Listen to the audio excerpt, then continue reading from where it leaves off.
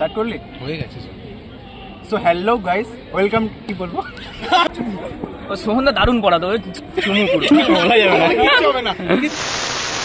Main কম্পিটিশনটা হয় এখানেই যে অনেকে তো পিডিএফটা খোলেই না বলে ওরা কম্পিটিশন থেকে বেরিয়ে যায়, তাই ওরা কোয়েশ্চেন প্র্যাকটিস করে না, ওরা ব্যাচ কিনে নেয় কিন্তু ওরা ব্যাচে পড়ে না। ব্যাচটা পড়তে হবে তবে তো বুঝবে ব্যাচটা কি প্রোভাইড করছে, প্লাস ক্লাসেস করতে। ম্যাথামেটিক্সে অনেকেই ভয় পায়, বেসিক যে ভয় ভীতিটা থাকে, তো এই ভয় ভীতিটা মানে যেটা মেন ব্যাপার হয়, মেন কাটাতে পারে না প্রথমটা। তো কিভাবে কাটানো, এই তো আর নলেজ দিয়ে হয় না। টাইম কতটা ইম্পর্টেন্ট, টাইম কনস্ট্যান্ট, আর তুই টাইম কনস্ট্যান্ট বাঁচাতে কী করছিস? আমি যেরকম পরীক্ষা, তো সেটা কীভাবে ম্যানেজ করা যেতে পারে? ড্রপ দেওয়া কি উচিত? ড্রপ দেওয়াটা অবশ্যই উচিত যখন মনে হচ্ছে যে আমি। সো আজকে আমরা এসেছি আমাদের যাদবপুর ক্যাম্পাসে আমাদের ব্যাচের স্টুডেন্ট জন্য, যারা এখান থেকে আমাদের ব্যাচে ভালো র্যাঙ্ক করে যাদবপুর, কেউ ক্যালকাটা, কেউ আইএসটি গেছে। তো সবাই ইন্ট্রোডাকশন দিও। তোমার নাম? আমার নাম স্বর্ণাভ সরকার অ্যান্ড আমি সিইউতে আইটি ব্রাঞ্চ পেয়েছি। আমার নাম শুভমশীল, আমি জেইউতে ইলেকট্রিক্যাল পেয়েছি। আমার নাম শুভম চ্যাটার্জি, আমি জেইউতে কনস্ট্রাকশন পেয়েছি। আমার নাম স্মিতম দাস, আমি জেইউতে ইলেকট্রিক্যাল পেয়েছি, আমি বাজিগার ব্যাচের স্টুডেন্ট ছিলাম। আমার নাম সৌভিক দাস, আমি যাদবপুর ইউনিভার্সিটিতে মেকানিক্যাল ইঞ্জিনিয়ারিং পেয়েছি এবং আমি আর্জুন ব্যাচেস পেয়েছি। আমার নাম সুদীপ কুমার শাহ, আমি জেইউতে মেটালার্জিক্যাল ইঞ্জিনিয়ারিং পেয়েছি আর আমি 60 ডেজ ব্যাচের স্টুডেন্ট ছিলাম।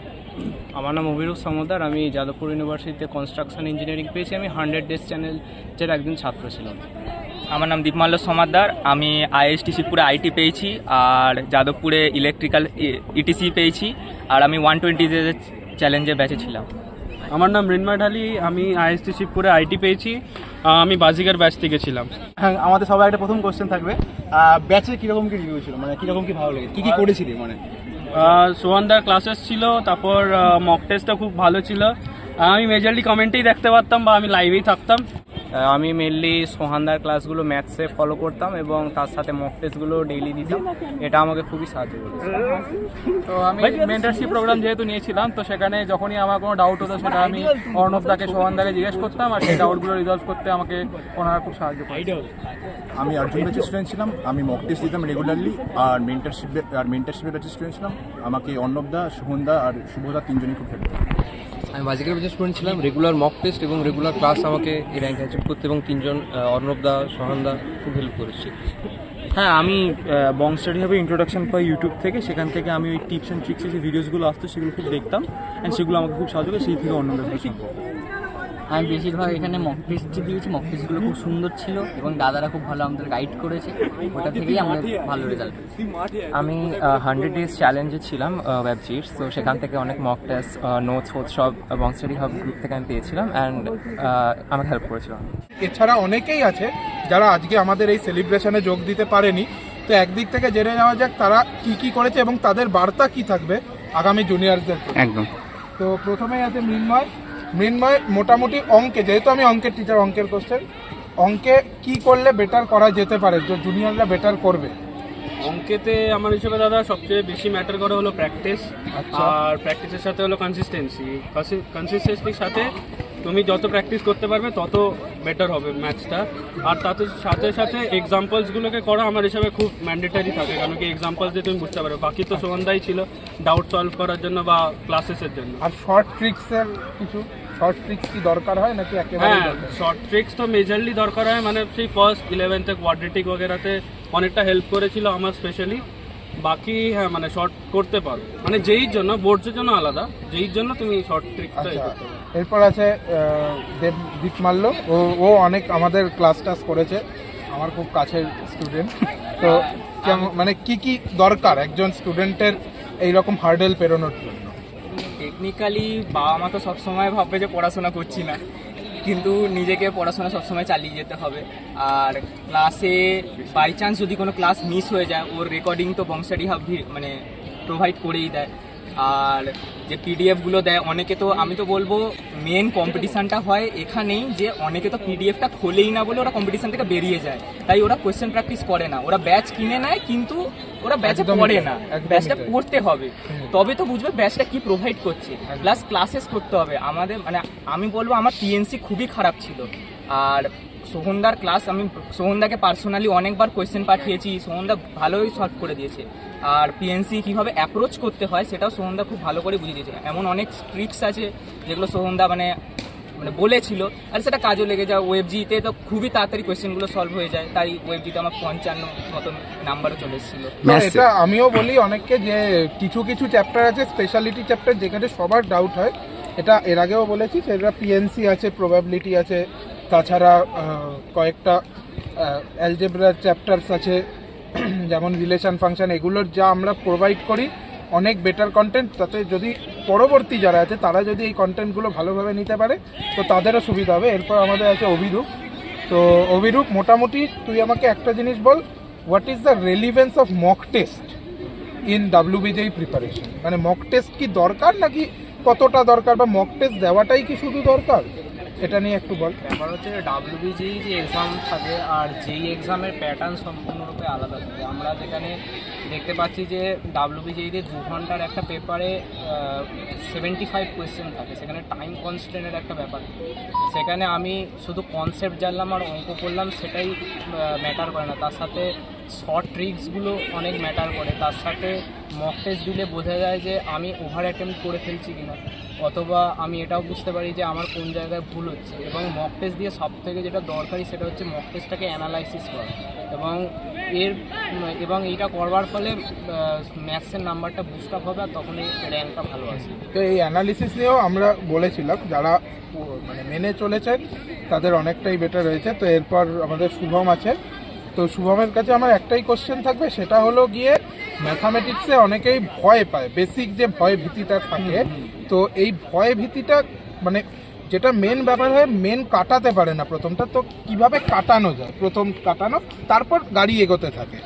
ব্যাপারটা হচ্ছে যে শুরুতে যেটা ম্যাথসের কোয়েশ্চেনের জন্য প্রবলেম হয় সেটা হচ্ছে কোয়েশ্চেনটা দেখে কি বলতে চাইছে সেটা লোকজন বুঝতে পারে। একদম সেটা হচ্ছে সাপোজ এখানে বললো যে একটা ইন্টিগ্রেশনকে ডিফারেন্সিয়েট করে লেবনিজ রুল দিয়ে করতে হবে, সেটা হয়তো প্রথমে ভাবে সেটা এক্স অব্দি ইনক্রিয়েট করতে হলো, তারপর সেটাকে লিমিট করে সেটাকে ডিফারেন্সিয়েট করলো, কিন্তু সেটা রুল আছে আমরা জানি, লেবনিজ রুলও ডিফারেন্সিয়েশন।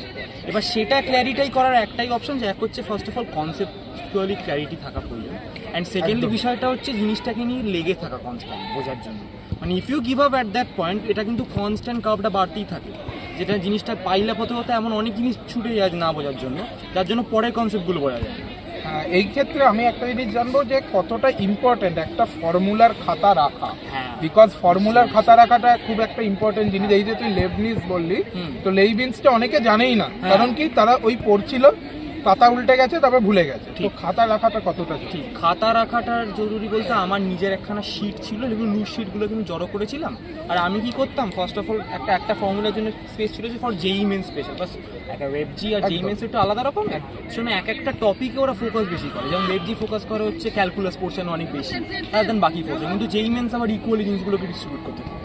শোনো ওই এক একটা ফর্মুলা গুছিয়ে আলাদা আলাদা রাখা কি শুরুতে খুব প্রবলেম হবে, জিনিসটাকে পড়তে মনে হয় যে কি, তো আগে তো অন্য জায়গা থেকে করতে হবে, অন্য জায়গা থেকে পড়ছে, কিন্তু সেটা বারবার করতে থাকলে না সিস্টেমটা অ্যাকাস্টম হয়ে যায় জিনিসটা। এটা ছাড়া বাকি যাক, এটা আশা করি আমাদের জুনিয়রদের হেল্প করবে। এরপর আমাদের আছে সৌভিকের কাছে একটা কোশ্চেন, সেটা হলো বেসিক্যালি ওয়েস্ট বেঙ্গল জয়েন্টে সবাই বলে এটা একটা টাইমের খেলা, তো টাইম কতটা বেশি ইম্পর্টেন্ট ইন এক্সামস, বিকজ সবটাই তো আর নলেজ দিয়ে হয় না, টাইম কতটা ইম্পর্টেন্ট, টাইম কনস্ট্যান্ট, আর তুই টাইম কনস্ট্যান্ট বাঁচাতে কি করছিস? আমি তো পার্সোনালি একজন ড্রপার ছিলাম, 2024-এও দিয়েছি, 25-এও দিয়েছি। 24-এ আমার মেন প্রবলেম ছিল যে আমি কোনো মক টেস্ট দিন কোনো টাইম স্পেসিফিক প্র্যাকটিস করি, তাই আমার ম্যাথসের ক্ষেত্রে আমি হয়তো কোশ্চেনগুলো পারতাম, যেটা বাড়িতে এসে আমি দেখছি যে এটা আমার হয়, কিন্তু আমি ওখানে মানে পরীক্ষার হলে প্রেশারের জন্য আর টাইম কনস্ট্যান্ট সলভই করতে পারি। আর টু বি অনেস্ট, যে লোকে ভাবে যে 2 ঘন্টায় থাকে, কিন্তু 2 ঘন্টা কিন্তু এক্সাক্ট থাকে না, একদম, কারণ সাইন করাতে আসে, বিভিন্ন জিনিস থাকে, প্রেশার থাকে, কোশ্চেন পড়া থাকে। তো অ্যাকচুয়ালি যদি আমরা 120/75 করিও তাহলেও সেটা অলমোস্ট 1.5 মিনিটের কাছাকাছি আসে পার কোশ্চেন। ম্যাথামেটিক্সে কিন্তু উইথ ক্যালকুলেশন 1.5 মিনিট খুব কনস্ট্রেন্ট টাইম। তো ক্যাটেগরি 2 দিয়ে শুরু করতাম, অনেকটা 10টা 15টা কোশ্চেন থাকতো, 15টা কোশ্চেনের মধ্যে আমার 7-8টা হয়ে যেত, মানে 50 থেকে 60% চেষ্টা করতাম। এরপর ক্যাটেগরি 3-তেও এরকম চেষ্টা করতাম, তারপর ক্যাটেগরি 1-এ আসতাম। ক্যাটেগরি 1-এ একটু তাড়াতাড়ি হয়ে যায়, ক্যাটেগরি 2-3টা টাইম লাগলো, কিন্তু ওটা আমাকে বেশি মানে ইনপুটও দিতে হবে, সো আউটপুটটা বেশি আসবে, নাকি +2 মার্কস থাকে, তো সেটাই এটা আমি বলতে চাই। এবার আমরা এগিয়ে যাই। তো তোর কাছে আমার একটা কোশ্চেন থাকবে, সেটা হলো যে মানে এই যে অ্যাটেম্পটিং স্ট্র্যাটেজি, এটা কতটা ইম্পর্টেন্ট? মানে এরকম আমি কি করতে পারি, আমি ক্যাটাগরি 1 মানে 1 নম্বর কোশ্চেন থেকে পুরো 75 অবধি এলাম, করে আমি পেপার জমা দিয়ে এলাম, কতটা ইম্পর্টেন্ট অ্যাটেম্পটিং টাইম ম্যানেজমেন্টের সঙ্গে অ্যাটেম্পটিং যে স্ট্র্যাটেজি সেটা তো একটা ডিপেন্ড করে, যেটা সৌভিক আগে বললো যে ক্যাটাগরি 2 ক্যাটাগরি 3টা আমি যদি আগে টাইমের মধ্যে সেরে নিই তাহলে আমি নাম্বারটাও সে পার কোশ্চেনে 2 মার্কস করে পাবো, তো সেটাও একটু বেটার হবে। তারপর আমি যদি ক্যাটাগরি নিয়ে আসি তো টাইম সেভও অনেকটা হবে। এরপর নর্মাল যদি আমরা প্রথম থেকে শুরু করি সেই ক্ষেত্রে শেষ দিকে যে এক একটা কোশ্চেনে যে 2 নাম্বার যে কোশ্চেনগুলো থাকে মার্কস দেয় সেগুলো অনেকটা ছেড়ে যাবে, তো সেই ক্ষেত্রে বেটার হবে টাইমের সঙ্গে ম্যানেজমেন্ট করে অ্যাটেম্পটিং করে, সেটা বেটার হবে। তো এরপর শ্রীদীপ আছে, শ্রীদীপের কাছে আমার খুব ইম্পর্টেন্ট কোশ্চেন, অ্যান্ড এটা কিন্তু মানে সিনারিওটা পক্ষে কোশ্চেনটা, সেটা হলো অনেকেই বলছে যে আমাদের র্যাঙ্ক খারাপ এসেছে, আমরা ড্রপ দেবো কি দেবো না। তো ড্রপ দেওয়া কি উচিত, যেহেতু তুইও আশা করি একজন ড্রপারই, তো সেটা বল তোর মানে এটা তুই আগের বছর দিয়েছিলি। তো আগের বছর আমার লাস্ট ইয়ার 35,000 র্যাঙ্ক ছিল, এবছর আমার 1631 র্যাঙ্ক। তো ড্রপ দেওয়া কি উচিত?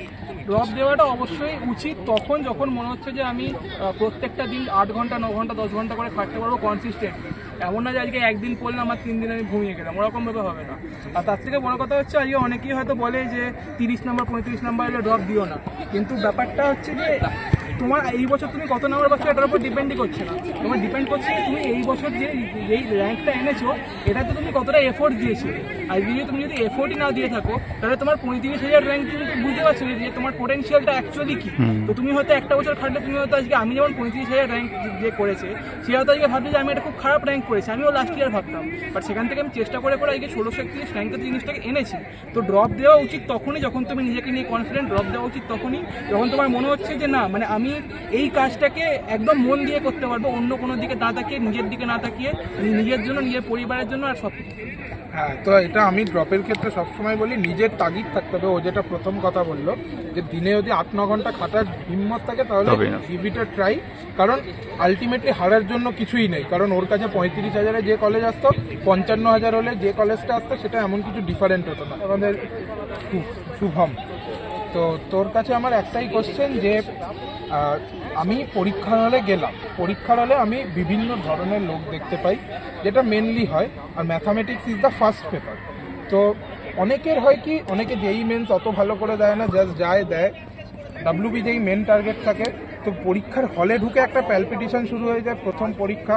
তো সেটা কিভাবে ম্যানেজ করা যেতে পারে, যে কিভাবে মানে চুপচাপ বসে থাকো, কোশ্চেন দেখে টেনশন না করা, এটা কিভাবে করা যেতে পারে? আমি করতাম হচ্ছে গিয়ে আমি হলে ঢুকতাম, আমি ভাবতাম যে যা হবে তখন আমি দেখতে পাবো, কোশ্চেন পেপার যা হবে যত কঠিন হবে তখন শেষে হবে, তারপর দেখা যাবে। এখন আমি ঢুকে যাই, এখন আমি লড়ে নিই, তারপরে যা হবে। তো লড়াকু মনোভাবটা রাখা উচিত, কখনোই এরকম না ব্যাপারটা যে কোশ্চেন কঠিন এলে কি হবে, সহজ এলে কি হবে, এরকম ভাবনা চিন্তা। আর তোর কোন ডিপার্টমেন্ট হয়েছে? ইলেকট্রিক্যাল। তো অনেকটাই ভালো ডিপার্টমেন্ট হয়েছে এবং আশা করা যায় যদি ডিসেন্ট্রালাইজড হয় আমার ডিপার্টমেন্টেও আসতে পারে। তো কনগ্রাচুলেশনস ভালো র্যাঙ্কের জন্য। এবার লাস্ট আমাদের এসছে, তো যাই হোক, তোর কাছে বেসিক সবার কাছে মোটামুটি জানা হয়ে গেল যে পরীক্ষাটার সূচনাটা কোথায়, এন্ডিংটা কোথায়। তোর কাছে একটা পিওর ওভারভিউ জানতে চাই যে হাউ টু ইউটিলাইজ, মানে সাপোজ আমি একটা রিসোর্স পেলাম, ম্যাথামেটিক্সের রিসোর্স যেখানে ক্লাস আছে, মক টেস্ট আছে, হাউ টু ইউটিলাইজ। প্রত্যেকদিন ক্লাস করে তারপর সেই অঙ্কগুলো প্র্যাকটিস করলে তবেই মানে জিনিসটা মাথায় থাকবে, তাহলে আমি নিজে প্রথম ইয়ার যখন ছিলাম আমি ভাবতাম যে পড়ে হয়ে যাবে একবার দেখে নিলে, বাট ওরকম নয়। সো বারবার প্র্যাকটিস করতে অ্যান্ড দেন মক টেস্ট করতে হবে, মানে রেগুলার প্র্যাকটিসিংটা অত্যন্ত জরুরি ম্যাথসের জন্য। স্পেশালি রেগুলার প্র্যাকটিসিং প্রত্যেককে বলা হচ্ছে যারা নেক্সট ইয়ার দেবে, তোমরা দেখতেই পেলে এতজন সাকসেসফুল হয়েছে। তো রেগুলার প্র্যাকটিস, তার সাথে আমাদের ক্লাস নিলে রেগুলার ক্লাস করা, ইটস ভেরি মাচ ইম্পর্টেন্ট। যারা যারা আমাদের ক্লাস নিতে চাও এখনও সময় আছে, সো এখনও কিন্তু তোমরা ঘুরে দাঁড়াতে পারো। যারা পার্শিয়াল ড্রপ দিতে চাও, যারা মনে হচ্ছে আমরা দাদা পারবো ড্রপ দিতে চাও, যারা ফ্রেশ স্টুডেন্ট আছো, ক্লাস জয়েন করতে পারো, করলে আমাদের সাথে যোগাযোগ করো। ম্যাথামেটিক্সে ভালো একটা নাম্বার আনতেই পারবে, যেমন প্রত্যেককে দেখলে। এবং এছাড়াও আরও অনেকে আছে যারা আমাদের জয়েন করতে পারেনি, তাদের সাথেও ইন্টারভিউ আমরা পরে দেব। তো এই বলেই শেষ করছি। সবাইকে কনগ্রাচুলেশনস জানাই যারা ভালো রেজাল্ট করেছে, আর সবাইকে বেস্ট অফ লাক জানাই যারা নেক্সট ইয়ার পরীক্ষা দিতে চলেছে। এই বলেই ভিডিওটা এখানে শেষ করছি।